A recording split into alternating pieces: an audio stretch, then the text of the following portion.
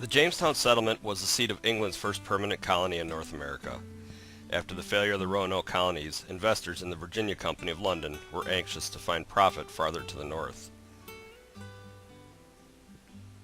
On December 20th, 1606, 3 ships and 104 settlers, many of them soldiers by occupation, all of them accustomed to leading, not to following, set sail from London. Christopher Newport captains the Susan Constant, Bartholomew Gosnold the Godspeed,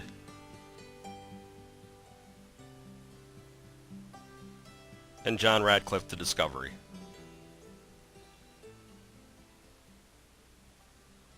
The enterprise, with disease, dissension, and Indian resistance, was a failure at first, but as John Smith mapped out much of the Bay Area and established relationships with the Powhatan Indians, there was potential for a successful new English colony.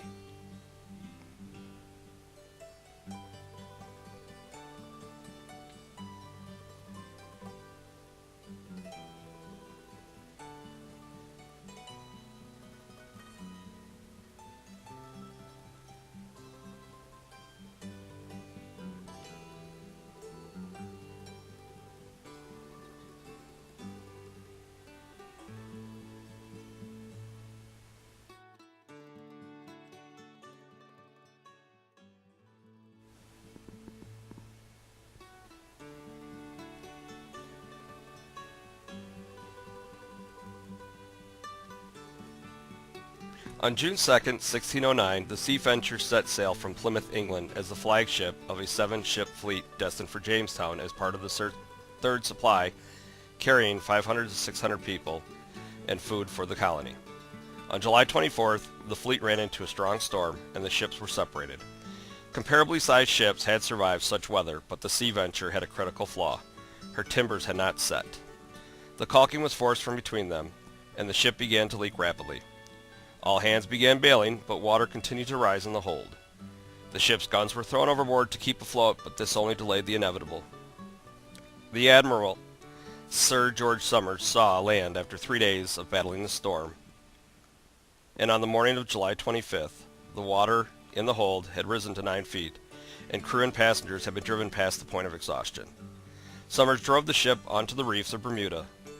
This allowed all 150 people aboard and 1 dog to be landed safely ashore.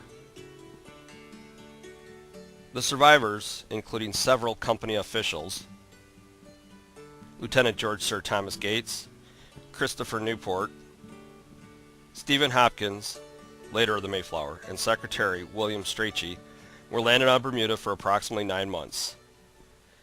During that time, they built 2 new ships, the Deliverance and Patience, from parts salvaged from the Sea Venture. The original plan was to build only 1 vessel, but it became evident that she would not be large enough to carry the settlers and all of the supplies that were being carried. Some members of the expedition died in Bermuda before the Deliverance and Patience set sail on May 10th, 1610. Among those that would be left buried in Bermuda were the wife and child of John Rolfe. When they finally reached Jamestown on May 23rd, only 60 survivors were found of the 500 that preceded them. Many of these survivors were among themselves dying, and Jamestown was judged to be unlivable. Everyone was boarded onto the Deliverance and Patience, which would set sail for England. The timely arrival of another relief fleet with Governor Baron de la Ware, which met the 2 ships on the James River, demanded they turn around and report back to the colony. This intervention would keep the colony of Jamestown in English control.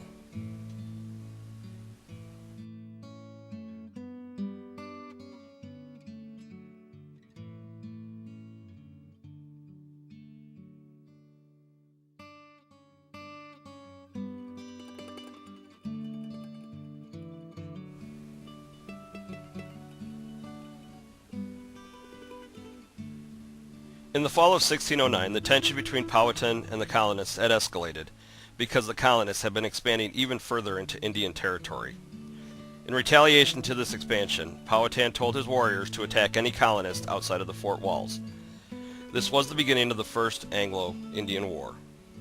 These attacks would keep many colonists inside the safety of the fort, and many would refuse to go out to grow crops or forage for food, desperately needed for them to survive the coming winter. When the winter of 1609 arrived, this lack of stored food and supplies would reduce the colonists to eating horses, dogs, cats, snakes, turtles, sturgeon, rats, and anything else they could find inside the fort walls. As the winter grew colder and hunger on their minds, men would soon resort to extreme desperation for anything that would possibly relieve the desire to eat. Some would boil leather and cloth just to add flavor to the boiling water. The most severe example of what hunger could do was cannibalism. There were accounts of digging up the dead, and even a man who killed his pregnant wife and cured her for later eating. This man's home would be searched, yet nothing would be found. These acts were rare and were met with severe punishment. They bound the guilty party by his thumbs and would hang him up from a tree until pain was severe. After this was inflicted, they would later burn him at the stake, because this kind of act was totally unacceptable to the civilization they were trying to create.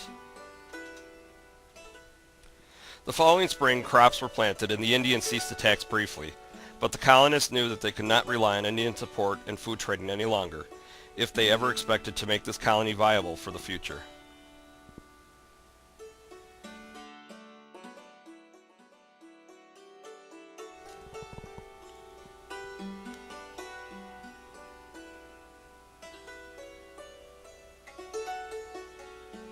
In 1618, Powhatan would die, and the peace treaty between the colonists and Indian tribes that had been issued after the marriage of his daughter Pocahontas to colonist John Rolfe would soon cease because of the recent expansion of Jamestown to develop the thriving new crops of tobacco developed by John Rolfe. By 1622, this expansion threatened the Indian way of life.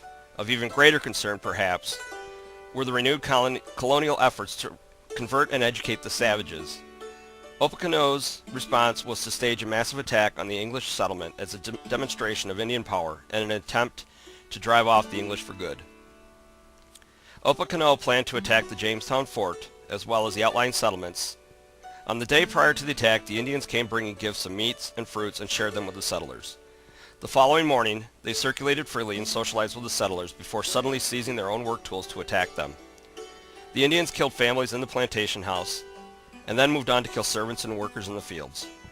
The Powhatans killed 347 settlers in all, men, women, and children. The Indians also burned most of the outlying plantations, destroying the livestock and crops. The colonists in Jamestown were in an uproar, stunned by the massacre. The settlers immediately withdrew to the fort and to other easily defensible locations. Ironically, during the winter of 1622, the colonists were forced to trade with the Indians again for corn and supplies. And even with these provisions, many went hungry,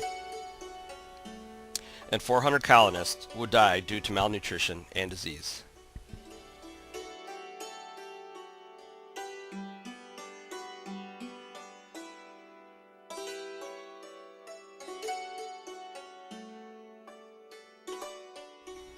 In 1676, Nathaniel Bacon and a group of landless servants demanded that the governor of the colonies approve a war against the Native Americans.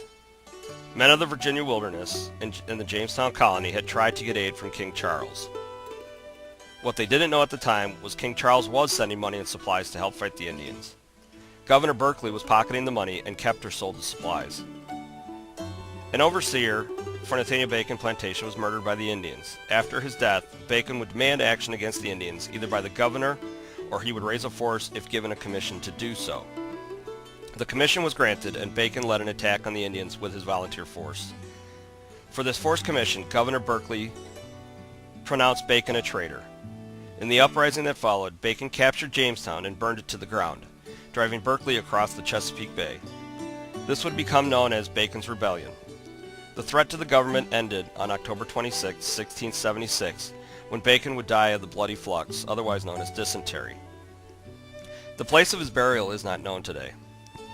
Without his leadership, the rebellion soon collapsed, and Sir William Berkeley, the then governor, later would hang several of Bacon's most active followers. Jamestown never recovered from Bacon's rebellion, and the majority of the colonists remaining there would move further inland. They would re-establish themselves in Williamsburg and move the House of Burgesses there. This would become the new capital of the colony, and remained there until relocated to Richmond, Virginia in December of 1779, where they still meet and rule today.